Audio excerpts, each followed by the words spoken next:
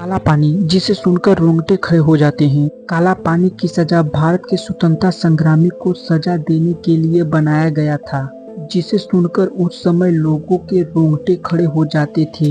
यह एक ऐसी सजा थी जिससे कैदी जान गंवाना पसंद करते थे। उस टाइम जो भी क्रांति भारत की आज़ादी की मांग करता था, उसे काला पानी की ऐसी ही सजा दी जाती थी। इसे सेलुलर जेल कहा जाता है, जिसे हम भारतीयों ने काला पानी की सजा कहते थे। तथा इसका नाम काला पानी की सजा कैसे पड़ा, आइए हम जानते हैं। यह एक समुद्र के तट पर बना था, जिसे वहां तक पहुंचने के लिए समुद्र पार करना पड़ता था, जिसे किसी कैदी को भेजा जाता था। उस टाइम हिंदुओं के बीच एक मान्यता थी, अगर कोई भी व्यक्ति समुद्र की यात्रा कर लेता है तो उसका धर्म भ्रष्ट हो जाएगा और ऐसे लोगों को जाति से बाहर कर दिया जाता था। इसलिए लोग समुद्र के पानी को काला पानी कहते थे, इसलिए इसका नाम काला पानी की सजा पड़ा। इस सेलुलर जेल का निर्माण भारत के तट से लगभग हजारों किलोमीटर दूर स्थित अंडमान निकोबार द्वीप समूह, जिसकी राजधानी पोर्ट ब्लेयर में स्थित है।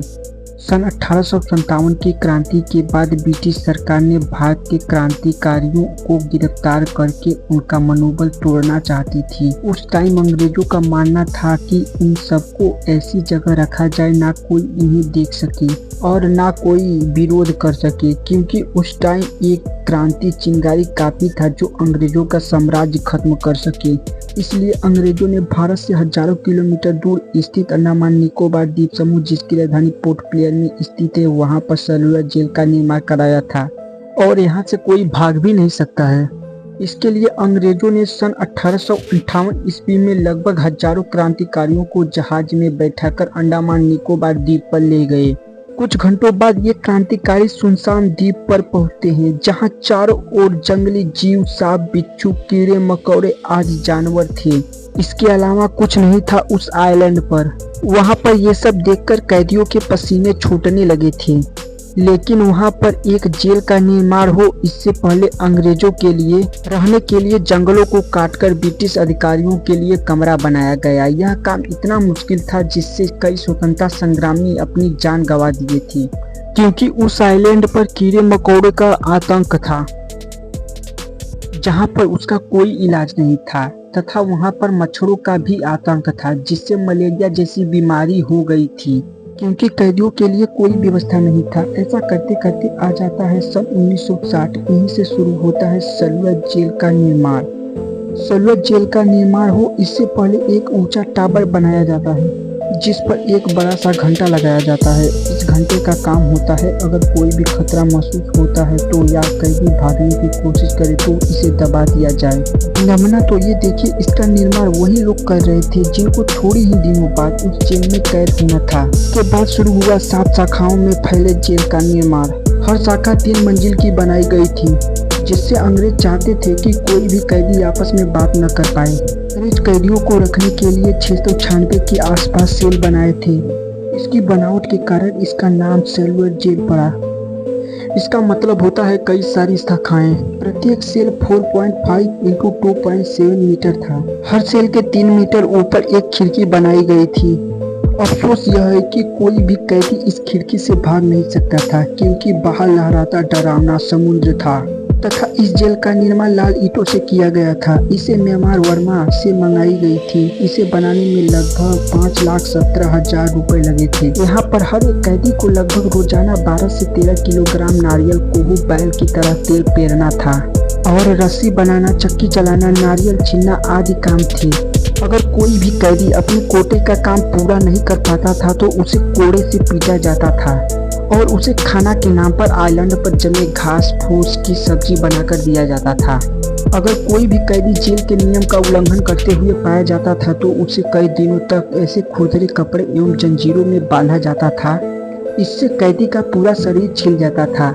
यह यातना इतनी भयानक होती थी कि इससे कैदियों के शारीरिक एवं मानसिक रूप से कैदियों को पंगु बना दिया जाता था। कई कैदी सुसाइड भी कर लिया करते थे और कई कैदी समुद्र में कूदकर अपनी जान भी गंवा दिए थे।